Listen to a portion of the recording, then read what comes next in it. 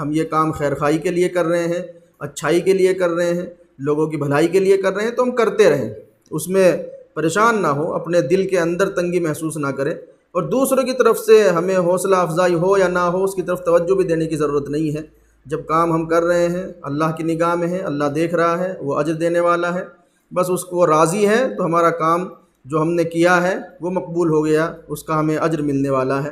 اسی طرح دنیا کے بہت سارے وہ لوگ جو دینی کام بھی کرتے ہیں، خدمات انجام دیتے ہیں، ان کے بھی دلوں میں یہ بات آتی ہے کہ ہم اتنی دینی خدمت کرتے ہیں، مثلا بہت سارے ائمہ ہوتے ہیں، علماء ہوتے ہیں، وہ دینی خدمت کرتے ہیں، اللہ کی رضا کے لیے کر رہے ہوتے ہیں، بعض لوگ ان پر تنقیدیں کرتے ہیں اور بعض لوگ ان کے اس کام کی حوصلہ افزائی نہیں کرتے،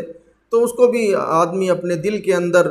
رکھ کر اور اسٹریس میں نہ آئے، ذہنی دباؤ میں نہ آئے، بلکہ اس کو نظر انداز کر دے، اس کو اپنے ذہن میں لانے کی، سوچنے سمجھنے کی ضرورت ہی نہیں ہے، ایسے لوگوں پر دھیان دینے کی ضرورت نہیں ہے۔